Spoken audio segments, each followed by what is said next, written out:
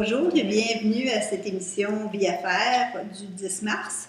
Aujourd'hui, nous allons parler de la nutrition, des croyances et de l'alimentation, de l'importance des vitamines et comment se soigner soi-même si les médicaments conventionnels deviennent inefficaces. On va parler aussi de la santé, comment éviter les grippes, la dépression, quelque chose qui est très courant à ce temps-ci de l'année. Et Ginette, tu vas nous parler des erreurs les plus courantes au téléphone. Oui, les erreurs les plus courantes au téléphone, et ça, peu importe le niveau hiérarchique que vous occupez.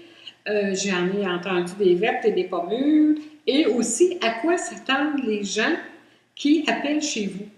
Il y a 3 choses importantes dont je vais vous parler un petit peu plus tard. Parfait. Alors, j'aimerais commencer par parler des mythes qu'on a. On a des mythes concernant l'alimentation. Par exemple, au niveau des gras saturés, il est recommandé en fait aux adultes d'obtenir leurs calories à partir des gras saturés dans une proportion de 20 à 35 et une proportion de protéines de 10 à 35 Donc, c'est un mythe de dire que les gras sont mauvais pour nous. Ça dépend du type de gras. Par exemple, les gras saturés servent à la construction des membranes cellulaires, des membranes de nos cellules et d'une variété d'hormones et de substances hormonales, sans lesquelles notre corps ne pourrait pas fonctionner. Donc, c'est très important de consommer quand même une quantité suffisante de gras, mais de gras saturés. Aussi, certaines vitamines, par exemple la vitamine A, D, E et K, sont solubles avec le gras seulement, ne sont pas solubles dans l'eau. Donc, c'est des substances grasses qui permettent d'assimiler ces vitamines-là. Et ça contribue à toute une série de processus biologiques. Et en plus, c'est que le gras, c'est la nourriture préférée de notre cœur. C'est avec ça que le cœur fonctionne. Un autre mythe, c'est concernant le sucre. Le sucre, et trop de sucre, c'est très nocif pour notre organisme. Et la réalité maintenant, c'est que le sucre est présent partout dans les aliments, dans tous les aliments préparés. On voit qu'il y a du sucre sous diverses formes, par exemple fructose, glucose. Je pense que c'est fait aussi pour rendre les gens accros à certains aliments. Oui, et en plus d'autres substances qu'ils mettent justement pour développer des dépendances. Ouais. Mais aussi un mythe, c'est que les sucres artificiels sont encore pires, sont pas meilleurs, sont encore pires que le sucre ordinaire. Par exemple, l'aspartame, ça fait prendre du poids et en plus c'est cancérigène. Et ça dérègle le cerveau et ça diminue la sensibilité à l'insuline. Donc, ça veut dire que la résistance à l'insuline est à la base de presque toutes les maladies chroniques. Ça veut dire que quand on prend de l'aspartame, ça favorise justement l'installation des maladies chroniques, particulièrement le diabète de type 2. Certains types de sucres sont bien sûr mieux métabolisés que d'autres. Par exemple, si on regarde du côté des sucres naturels comme le miel, le sirop d'érable, même ils ont du stevia maintenant. Donc, les sucres artificiels sont absolument à bannir. Un autre mythe concernant le soya. Hein, on pense que le soya, c'est bon pour notre santé. C'est la santé, c'est ce qu'on annonce avec les laits de soya. Là. Et la réalité en ce moment, c'est que environ 98 à 99% du soya, ce sont des OGM depuis une bonne dizaine d'années. Donc, soya, canola, c'est presque tous des OGM aussi. Donc, à chaque fois que vous voyez ça dans un aliment, les chances sont que ce soit des organismes génétiquement modifiés. On dit que les œufs causent le cholestérol aussi, mais ça c'est un mythe aussi. Les œufs sont une des meilleures nourritures pour nous et ça ne fait pas monter notre taux de cholestérol. On a dit ça longtemps et on disait même aux gens, surveillez la quantité d'œufs ou d'œufs que vous mangez par semaine. Et finalement, vous pouvez en manger tant que vous voulez parce que ça n'affecte pas votre taux de cholestérol. Il faut bien sûr que ce soit des poules qui soient bien élevées, c'est-à-dire qui ne soient pas entassées. Oui, qui ne soient pas entassées dans des poulaillers et remplies de médicaments chimiques, bien sûr.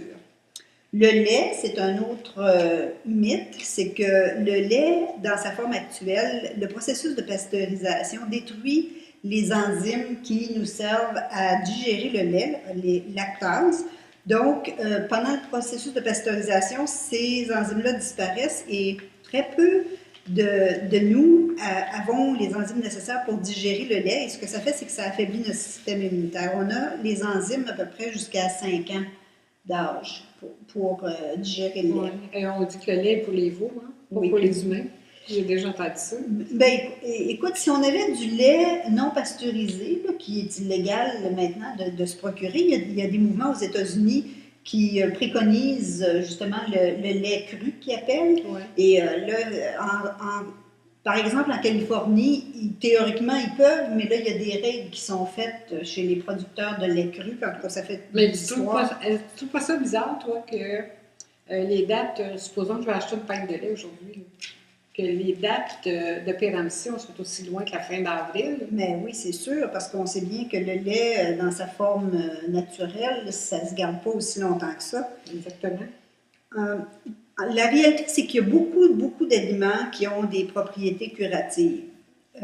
Saviez-vous, par exemple, qu'ils ont fait des expériences avec des groupes de diabétiques et en leur donnant une alimentation à base de nourriture crue, par exemple des légumes, des fruits, beaucoup de choses crues, des noix, etc., ils ont réussi à faire disparaître leur diabète en 1 mois, sans autres médicaments ou quoi que ce soit. Donc, c'est sûr que l'alimentation joue un grand rôle dans notre bien-être. Un des grands remèdes qui existent, c'est l'huile de noix de coco. Qu'on connaît très peu d'ailleurs. Oui, puis c'est une huile qui est très bénéfique parce qu'elle ne brûle pas comme l'huile d'olive quand on cuisine. En fait, elle est considérée comme la meilleure huile sur la planète. Elle stimule la thyroïde et tout notre métabolisme. Elle aide à contrôler, par exemple, le candida albicans en ciblant les bactéries nuisibles. Elle a des propriétés antiseptiques et antibactériennes. Elle fait baisser le cholestérol.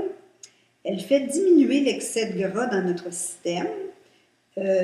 Donc, ça favorise la perte de poids parce qu'elle est envoyée directement au foie et convertie en énergie et non stockée sous forme de gras comme les autres corps gras.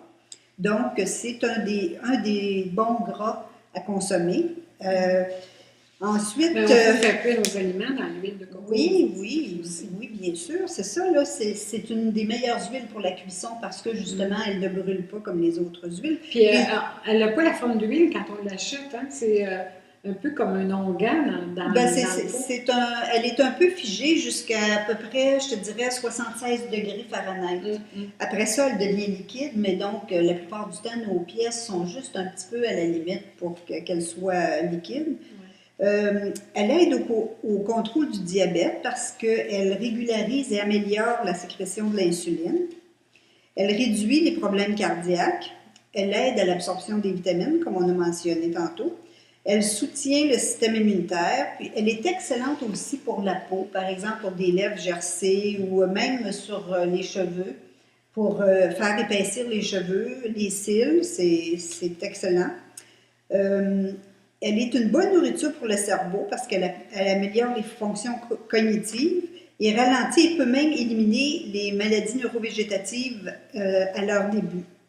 Elle accélère la guérison et si vous l'appliquez sur la peau, ça a des propriétés antibactériennes, donc c'est une bonne substance à mettre s'il y a des blessures à guérir ou des petits problèmes à régler. On est loin du Saint-Doux. Oui, oui, parce que ça, c'est un gras animal, c'est pas la même chose. Exactement. Et par exemple, un autre type de nourriture qui est excellent pour nous, c'est les herbes et les épices. Presque toutes les herbes et les épices sont des remèdes. Hein? Par exemple, on pense à la cannelle, au gingembre, au cumin, au curcuma, au safran, basilic, thym, sauge. Ce sont tous des substances qui ont d'excellentes propriétés bénéfiques pour notre corps. Maintenant, j'aimerais parler un peu des vitamines et des suppléments alimentaires parce qu'il faut faire attention quand on choisit nos vitamines ou nos suppléments. C'est toujours une bonne idée d'en prendre parce que la nourriture qu'on consomme maintenant est tellement pauvre en éléments nutritifs que occasionnellement, c'est recommandé de prendre des vitamines, surtout par exemple à la fin de l'hiver comme en ce moment. On sent le besoin. Oui, on n'a pas eu des beaux légumes, ça fait un bout de temps. On n'a pas eu de beau soleil, ça fait un bout de temps. Oui, effectivement. Donc, ce qui se produit, c'est qu'il y a beaucoup de vitamines qui sont vendues sur le marché, qui sont faites de façon synthétique dans des laboratoires. Donc, c'est créé de toutes pièces dans des laboratoires, ce qui fait que le corps les absorbe très mal, pas du tout. Donc, c'est important quand on achète des vitamines, il faut choisir des vitamines qui sont des extraits de substances naturelles, par exemple des extraits de minéraux, des extraits de plantes. Et il faut faire attention aussi à ce que sur les étiquettes, exemple, stérate de magnésium qui est souvent utilisé pour faire les vitamines, comme ingrédient dans les vitamines. Ça fait un biofilm dans l'intestin qui bloque justement l'absorption des nutriments. Donc, c'est pas d'avance quand il y a ça dans la vitamine, ça veut dire que... On se passe correct puis on l'est pas d'avance. On l'absorbe moins bien. Et aussi, en général, les doses qui sont préconisées, dans certains cas, sont faibles sur les vitamines. Il y a certaines fois, certaines vitamines, c'est juste. D'autres fois, ça nous prend des doses beaucoup plus grandes que ça. Par exemple, si on regarde la vitamine D3, c'est une importante vitamine de guérison. Ça combat la dépression, ça aide tous les processus de guérison du corps, même pour les blessures anciennes. Et les quantités qui sont recommandées, ça tourne, je pense, autour du 5000, mais moi, personnellement, je peux vous dire que j'en prends 20 000 unités internationales par jour pour des périodes spécifiques, pour justement faire des périodes de guérison. Et à ce temps-ci, à la fin de l'hiver, c'est la vitamine normalement qui est fabriquée par le soleil, donc on en manque énormément. Et ce qui arrive avec la vitamine D, c'est qu'on ne s'expose plus beaucoup au soleil, on met beaucoup d'écrans solaires qui filtrent tous les rayons, donc ce qui fait que la vitamine n'est plus fabriquée à partir de notre peau avec le soleil qui va sur la peau. C'est comme ça que la vitamine se fabrique, on ne l'a pas ailleurs. Donc, vous voyez pourquoi on a des grandes carences. Et des carences de vitamine D, ça peut même provoquer des cancers. Toutes sortes de maladies chroniques. Et une chose qui est importante de se souvenir, c'est que quand on prend de la vitamine D3, il faut aussi prendre la vitamine K2 en même temps, de type ménaquinone 7. Pas 4, mais bien 7. Si vous voulez avoir plus d'informations là-dessus, vous pouvez faire des recherches sur l'Internet, c'est très bien expliqué. Ça améliore l'absorption de vitamine D3. Oui, c'est ça, exactement. Et ça évite aussi qu'il y a des dépôts de calcium qui se fassent à des endroits non souhaitables dans le corps. Donc, c'est important de faire une équipe avec ces deux vitamines-là.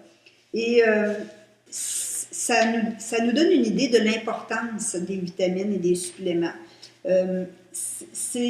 On le sent aussi, quand on prend des vitamines, qui c'est vraiment efficace, ça nous remonte. Par exemple, moi je prends la vitamine D3 en liquide, elle est beaucoup mieux absorbée par le corps et c'est une bonne vitamine pour quand on sent un peu l'énergie basse, quand à ce temps-ci, il y a beaucoup de gens qui dépriment, donc ça nous donne vraiment un boost intéressant. Et ce qui nous amène à parler des croyances. Hein? On ne peut pas se passer de parler des croyances parce que c'est tellement important.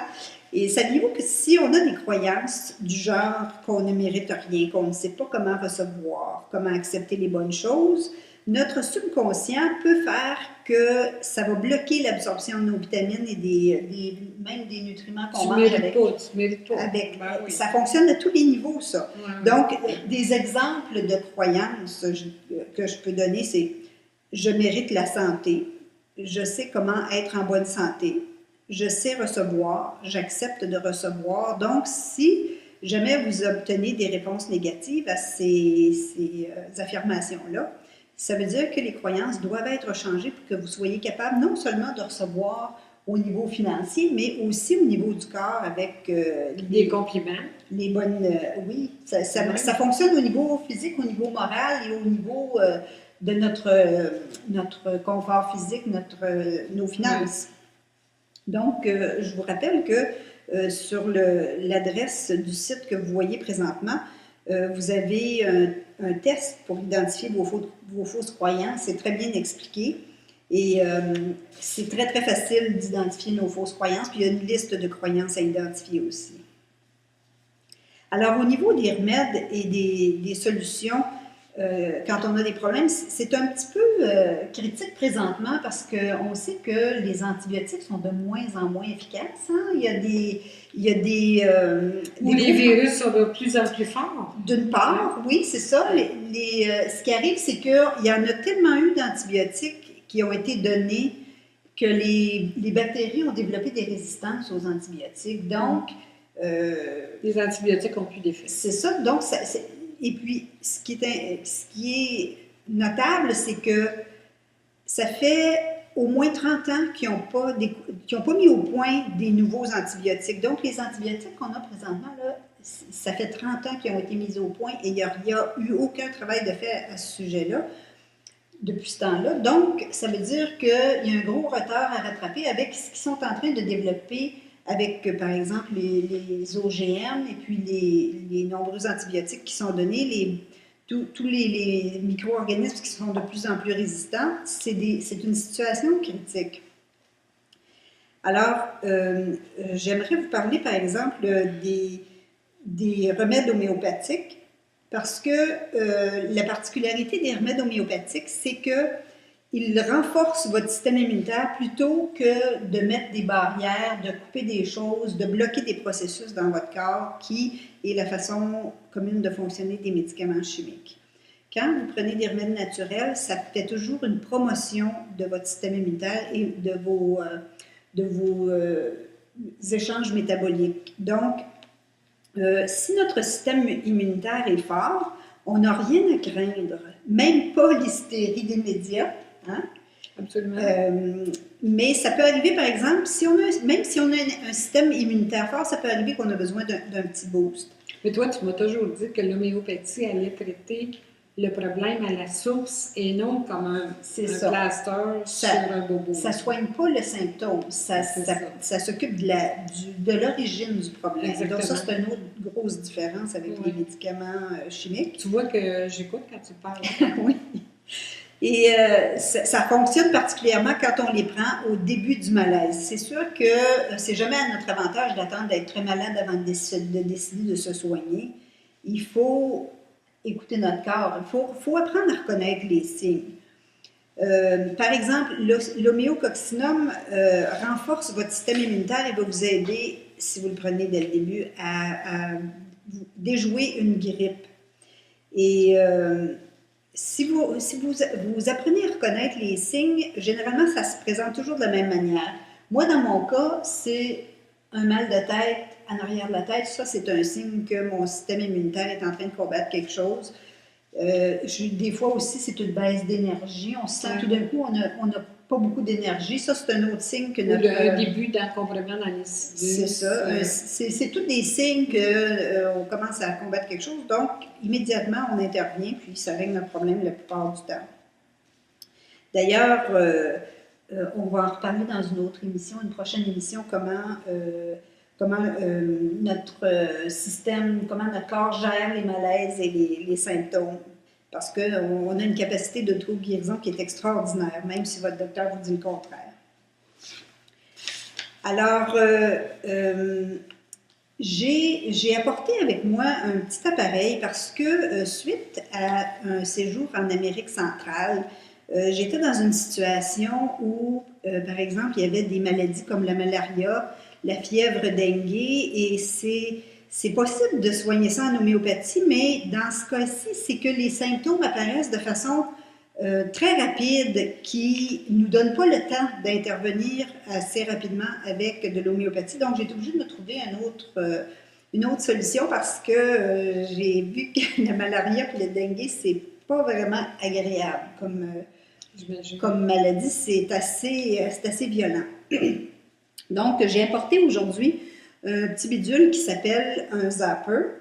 Et ça a été mis au point par une biologiste canadienne qui s'appelle Hulda Clark. Elle est décédée maintenant, mais elle nous a laissé des beaux ouvrages qui proviennent de ses recherches. Et elle prétend qu'elle a guéri même des cancers et du HIV avec ça. Donc, moi, personnellement, pendant 2 ans, j'ai utilisé mon zapper à chaque fois que je me sentais pas bien. Et en 2 ans, j'ai jamais attrapé quoi que ce soit pendant que plusieurs de mes amis ont été malades. Et même quand mes amis étaient malades, vous savez, c'est pas toujours évident quand on parle de quelque chose à quelqu'un de faire accepter la solution. Hein? Les gens vont dire oui, oui, oui, mais... C'est ça. Alors, souvent, malheureusement, avec les médecines naturelles, c'est que les gens attendent en dernier recours. Puis ça, c'est beaucoup plus difficile à ce moment-là de faire renverser la situation. Mais c'est arrivé que j'ai aidé mes amis qui étaient déjà très malades et que ça a commencé à les ramener dès que j'ai commencé à utiliser le zapper avec eux. Et si vous voulez plus d'informations, regardez sur mon site, vous allez voir comment on se sert de ça et comment s'en procurer. Mais en fait, ce que j'aimerais attirer comme point, là, c'est le fait qu'on a une grande influence sur ce qu'on achète et surtout sur ce qu'on n'achète pas. Par exemple, il se passe des choses en ce moment où est-ce que les grandes corporations sont plus agressives que jamais au niveau de nous imposer des choses. Par exemple, on a vu récemment en Californie qu'ils ont passé une loi pour ne pas étiqueter les produits, les OGM sur les produits. Oui. Hein? Oui. On pense que c'est notre droit de savoir s'il y a des OGM ou pas dans la nourriture, mais la loi dit que non. Donc, on ne sait pas ce qu'ils vont faire au Canada.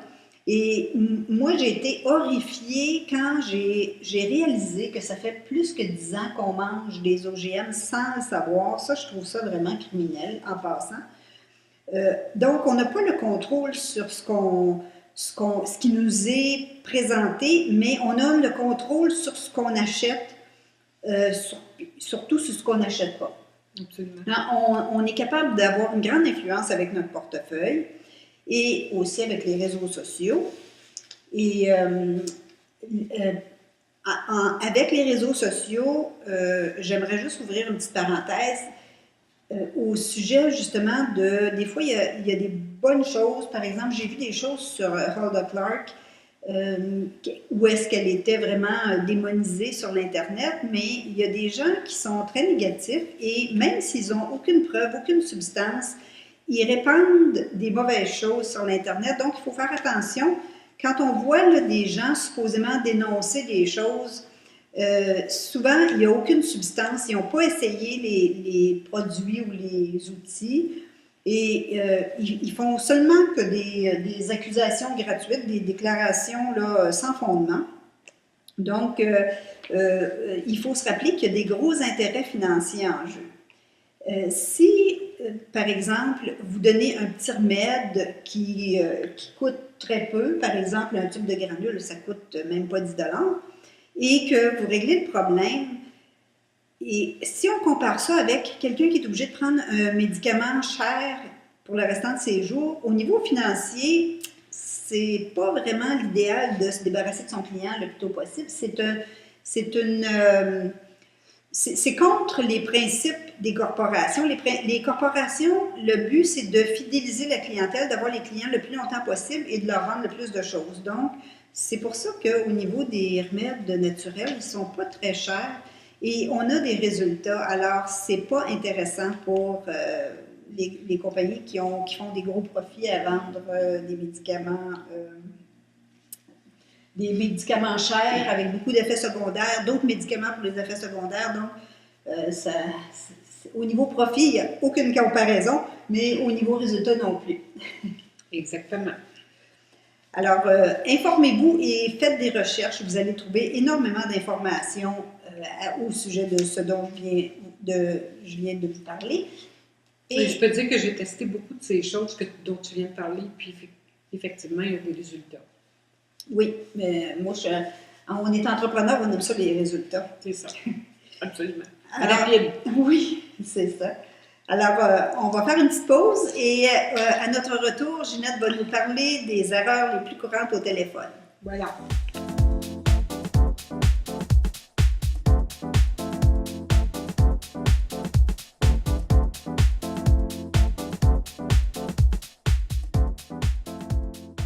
Alors, on est de retour pour justement parler des erreurs au téléphone. Ben oui. Les erreurs les plus courantes au téléphone, les phrases les plus plates que j'ai entendues, tu pourrais peut-être en ajouter, là, je vais en nommer quelques-unes, je vous l'avais promis lors de la dernière émission. Les mots vides de sens qu'on entend. Comme quoi? Comme quoi, est-ce que je peux vous aider? OK. Comment allez-vous? Oui. Ça, je vais en parler un petit peu plus tard de ça. Puis aussi, à quoi les gens s'attendent. Hein? Il y a 3 qualités là, primordiales auxquelles les gens s'attendent quand on leur répond au téléphone. Puis les 4 clés du service téléphonique. Les 3 qualités auxquelles les gens s'attendent quand on répond à un téléphone, c'est l'efficacité, la rapidité et la courtoisie. Maintenant, on vit dans un monde rapide. Efficacité, rapidité et courtoisie. Ouais. Ça serait quelque chose de bon à répandre dans les bureaux.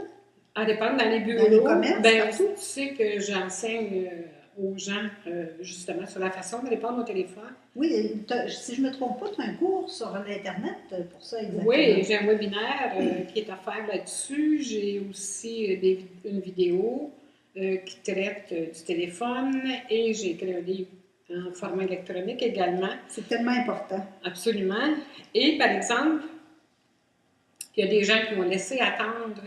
Et une des phobies des gens qui appellent, c'est justement d'attendre trop longtemps. Les gens maintenant sont pressés, ils ont la mèche courte, ils ne veulent pas attendre trop longtemps au téléphone. Donc, c'est pour ça qu'ils veulent de la rapidité, de l'efficacité. Ça prend des compromis, je pense, entre efficacité et rapidité. Là, c'est sûr que des fois, quand on est dans une situation qu'on est pressé, on a tendance à bousculer les gens un petit peu. Hein? Oui. Quand on est pressé, ou des fois, ce qui s'entend quand on appelle à quelque part, c'est je le dérange, je la dérange. Oui. Ça s'entend. On a l'impression de déranger des fois. Dans la façon dont les gens nous répondent, ça s'entend. Il y a aussi une autre chose, c'est qu'on parle trop vite, beaucoup trop vite au téléphone. Quand on se parle en face à face, là, on utilise à peu près 180 mots par minute. Puis au téléphone, on devrait réduire ça à 120 minutes. Ah oui, on devrait aller plus tranquillement au téléphone. On devrait aller plus tranquillement au téléphone. Puis ça, on n'y pense pas, mais je vais vous donner des moyens pour y penser. C'est ça. Ben, par exemple, quand les gens nous laissent des messages sur notre boîte vocale, des fois, ça va tellement vite qu'on n'est même pas capable de comprendre le numéro qu'ils nous laissent. C'est complètement incompréhensible parce qu'ils ont parlé trop vite. Puis des fois, s'il y a la moindre petite interférence au niveau de la communication, on est incapable de savoir à quel numéro les rappeler. Ça arrive souvent quand même, ça, je vous dirais. Hein? Oui, très souvent. Il faut rembobiner pour aller réécouter le... Oui, puis même en rembobinant, on ne réussit pas à percevoir le numéro. Alors là, je vais vous donner les 4 clés d'un service téléphonique professionnel. La première clé, c'est un accueil de qualité. Pour accueillir les gens, comme on parlait, là, on le fait dans la routine. On est en train de travailler. Là, je pense à une réceptionniste ou même une personne qui travaille au service à la clientèle ou une adjointe dans un bureau ou même un patron. Vous êtes en train de travailler, le téléphone sonne, vous le prenez machinalement, vous répondez et la personne à l'autre bout sent, ou en tête plutôt, le mécanisme là, que vous venez d'utiliser, c'est de la routine. Oui. Hein? C'est pas, je prends un temps d'arrêt, la personne qui me téléphone mérite que je sois avec elle. C'est ça, c'est plus considéré comme une interruption. C'est une interruption. Maintenant, l'importance du temps d'arrêt. Moi, j'en parle dans mes cours et je leur dis, quand votre téléphone sonne, arrêtez le petit hamster de tourner, là. Prenez une bonne respiration avant de répondre, pour pas qu'elle s'entende, la respiration. Et là, vous allez entièrement être avec la personne qui appelle. L'effet de dérangement va être fini, ça va être passé, ça va être derrière nous. C'est vrai que si on prend un moment pour s'arrêter puis y penser... Oui. Alors, première chose à faire pour un accueil de qualité, le temps d'arrêt. Ça, c'est particulièrement important pour les clients, entre autres. Absolument. La respiration, accrocher un sourire. Oui, parce que le sourire s'entend à la voix. Le sourire s'entend à la voix. Et donner une réponse adéquate. Qu'est-ce qu'on répond? Puis il y a beaucoup de gens qui disent, ben moi, c'est la personne que je remplace qui m'a dit de répondre ça. Il y a des fois, ça fait dur pas mal. Je vais vous donner les exemples tout à l'heure. Oui, j'ai hâte d'avoir les Oui, exemples. alors la réponse adéquate. Puis si vous ne savez pas, demandez à votre supérieur qu'est-ce que je devrais répondre à mon téléphone. Puis il y a des fois des supérieurs qui n'ont pas trop d'inspiration, donc vous dire. Non plus. Non plus. Alors c'est pour ça que c'est important de donner des trucs. Oui. Ben, d'où la pertinence de tes cours. Hein? D'où la pertinence, parce qu'il n'y en a pas de cours qui se donnent sur comment répondre au téléphone. Les gens qui engagent disent, ben, on répond au téléphone, ou il répond au téléphone à la maison. Ça va de soi, là. Ça va de soi. Tu prends le combiné ou tu as un casque d'écoute, tu ne réponds immédiatement, ce qui fait. C'est pas le cas, c'est pas vrai. La clé numéro 2, la compréhension des besoins. Il faut être à l'écoute des gens. Si vous êtes préoccupé là, par le fait que ça ne marche pas pantoute là, de votre document Word, là, ça ne marche pas pantoute avant que la personne appelle, bien, vous n'êtes pas avec la personne qui appelle, vous ne pouvez pas être à l'écoute. Votre esprit est préoccupé par votre document. Remarque que c'est pas juste pour le téléphone que c'est bon, ça. N'importe quelle conversation qu'on a, c'est toujours agréable d'avoir une personne qui est vraiment présente, là. Puis ça s'adresse aussi aux conjoints dans les mariages, en passant. Ça, je vais passer vite là-dessus. Mais ça s'applique aussi à l'accueil physique. Je parle du téléphone, là, mais si vous savez quelqu'un dans mon bureau, ça s'applique aussi. Apprendre à poser des questions, puis pas faire des suppositions, puis dire, bien, ça doit bien être ça qu'il veut dire. Ben non. Posez-leur la question, ne soyez pas gênés. Puis reformulez au besoin, posez des sous-questions, que ce soit clair. Puis l'écoute, savoir l'écouter. La clé numéro 3, c'est la conviction. Convaincre les autres, on a peur de suggérer des options. Ça, c'est surtout les gens qui travaillent au service à la clientèle. Est-ce que ça vous convient? Ça, c'est une question, on a tellement peur de la réponse qu'on ne la pose pas. Mais si vous avez bien fait votre travail, puis vous dites, est-ce que ça vous convient?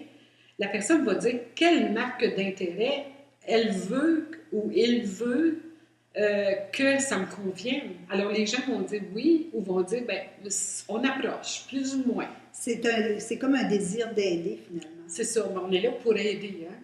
Effectivement. La clé numéro 4, pour conclure l'appel, parce qu'on oublie des fois de conclure l'appel, gardez un ton amical. Même si la personne n'a pas été tellement gentille avec vous au téléphone, restez sur un ton amical, un ton chaleureux quand même. Et mettez justement, on vient d'en parler, mettez le désir sur votre vouloir d'aider les gens en disant une phrase qui va être vraiment magique. Et si on dit, par exemple, ça me fait toujours plaisir de pouvoir vous aider à trouver une solution. Oui. Oui, et même si ce n'est pas un téléphone d'affaires, c'est important la façon dont on termine un appel, je trouve, parce que, entre autres, j'ai une amie qui, chaque appel se termine comme « bye », on dirait qu'elle va mourir. La prochaine dépression, c'est ça que ça veut dire? Même si la conversation était intéressante et animée, là, à la fin du téléphone, ça se gâte, on dirait qu'elle va s'éteindre dans les prochaines minutes. Oui. Ben, c'est ça. Ben, c'est pour ça que je parle, dans mes cours, je parle beaucoup de la voix aussi. Je n'en parlerai pas aujourd'hui, parce que c'est assez long. Aussi, comme dernier point de la clé numéro 4, ressentir la satisfaction des deux parties. Alors, il y a quelques années, on disait, en affaires, c'est you win, I win. Hein? On gagnant, 50%, 50%. Mais quand on pose cette question-là, est-ce que ça vous convient ou j'ai toujours le désir de vous aider, je suis là pour ça, ressentez cette satisfaction-là, puis vous allez le ressentir dans la fermeture, la conclusion de l'appel, de la part de l'autre personne aussi, d'après le commentaire ou le dernier salut qu'ils vont vous faire. Oui, parce que, en fait, c'est que c'est devenu tellement rare, la courtoisie au téléphone maintenant, que quand on exprime la courtoisie avec quelqu'un, ils sont ébahis. Hein? Littéralement ébahis, des fois. Oui. C'est dommage que ça ait disparu tant que ça, mais ça va être à la source d'un grand succès. Une des réponses les plus moches que j'ai entendues, c'est une directrice de ressources humaines d'une grande entreprise qui répond à son téléphone d'affaires « Allô ». Moi, dans mes cours, je dis aux gens, situez toujours les personnes. Quand on répond au téléphone, on devient un géo, un gentil organisateur de voyage. On prend l'appelant en charge et on lui fait faire un beau voyage et on l'amène à destination. Alors, si vous avez répondu à la personne, j'achemine votre appel à M. Tel, qui est directeur du service à la clientèle, par exemple. C'est un exemple que je vous donne. Et si la personne à l'autre bout de la ligne nous dit « Allô, est-ce que je suis au bon endroit? » Oui, on se demande toujours si c'est la bonne personne qui a répondu finalement. Oui. Si la personne se nomme et du service à la clientèle, on est à bonne place. Alors, le voyage est agréable. Alors, on sait qu'on est dans le bon train. Exactement. Je vais vous mettre en contexte aussi d'une autre chose que j'ai vécue. Je suis dans une salle d'attente, dans un grand bureau, et devant la réceptionniste, et elle répond au téléphone à une collègue qui doit lui demander, j'imagine d'après la réponse, « As-tu vu passer mon patron? » Et elle répond, « Je viens de le voir passer pour aller au petit coin, ça ne sera pas long. » D'abord, qui est libre pour savoir que ça ne sera pas long? Et deuxièmement, moi, en tant que personne dans la salle d'attente, je n'ai pas à savoir ça. Non, c'est too much information, comme ils disent. C'est ça. Ensuite, un département de service à la clientèle qui répond « Oui, bonjour, est-ce que je peux t'aider? » Premièrement, le tutoiement, ça me jette par terre. Parce qu'on n'a pas gardé les moutons, ni les vaches, ni les cochons ensemble. Là. Non. Hein, la plupart du temps, en tout cas. Et est-ce que je peux t'aider? Ben oui, tu es là pour m'aider, c'est pour ça que je t'appelle. Donc ça, c'est des mots vides de sens. Par exemple, comment allez-vous? Une personne qui m'appelle, qui ne me connaît pas, et qui me dit comment allez-vous? Pas capable. C'est pas bon signe d'habitude, c'est pour vendre quelque chose en partant. Bien, déjà là, c'est tellement pas transparent. Tellement pas transparent. Et pourquoi? D'abord, attendez donc la réponse que je vous dis. Ça va pas très bien, ça allait mieux avant que tu appelles. As-tu déjà répondu ça?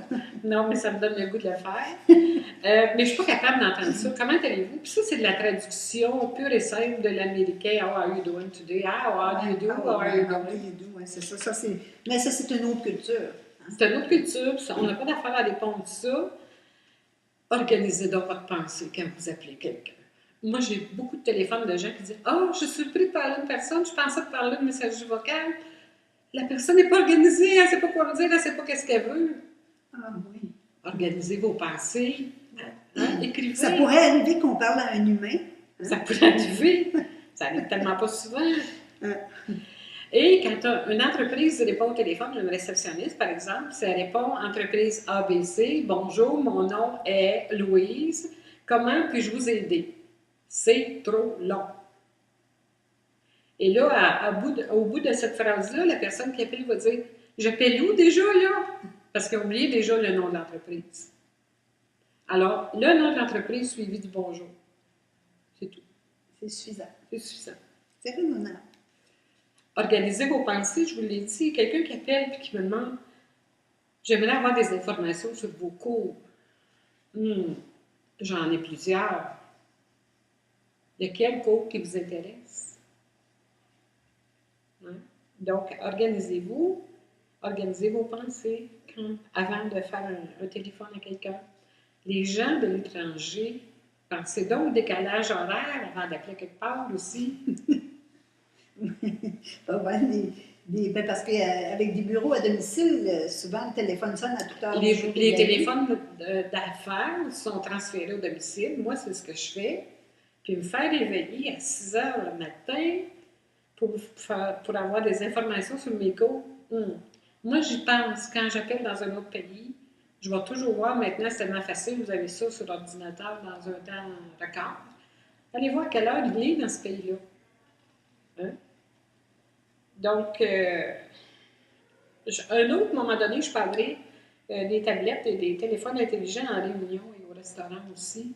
Mais en ce qui concerne le téléphone, c'est pas mal ce que j'avais à dire. Toi, as-tu déjà entendu des phrases plates au téléphone?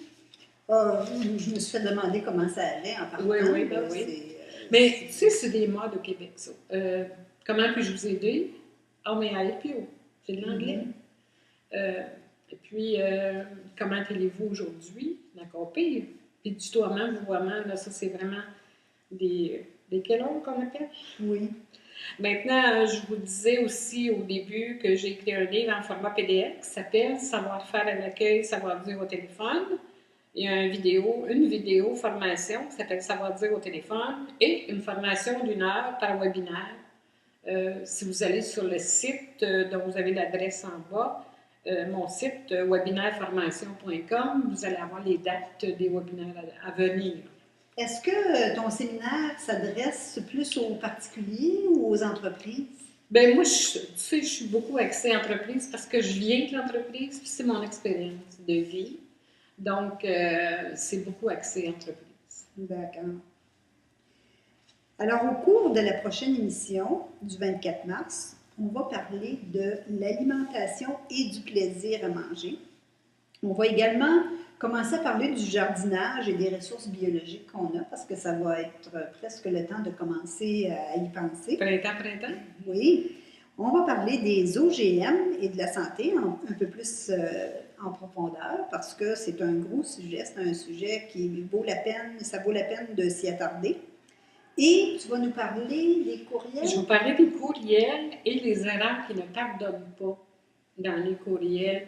Parce qu'on a appris un petit peu sur le tas et rapidement avec l'arrivée de C'est arrivé vite, hein, ça a évolué très vite. Voilà, donc on va parler de ça un petit peu comme on a parlé du téléphone aujourd'hui. Si ça peut vous donner des outils pour éviter de faire des erreurs, tant mieux. Oui, parce que qui n'utilise pas les courriels maintenant? Tout le monde. Et on vous rappelle qu'on aime quand vous cliquez sur notre bouton « J'aime » sur notre page Facebook. Et n'hésitez pas à nous envoyer vos commentaires, vos questions et vos suggestions. Et enfin, j'aimerais vous laisser avec une petite citation qui dit « Quand nous sommes jeunes, nous dépensons notre santé pour se faire une fortune, et quand nous sommes vieux, nous dépensons une fortune pour se faire une santé. » Et c'est quelqu'un d'anonyme. Quelqu'un de brillant. Alors moi, j'ai une petite citation aussi qui dit « Le téléphone est la pire des commodités et le plus pratique des fléaux. » Et c'est signé Robert Stoughton Linde. Je le connais pas, mais je trouve ça bien comme phrase. Alors, merci d'avoir été avec nous aujourd'hui et à la prochaine. À la prochaine.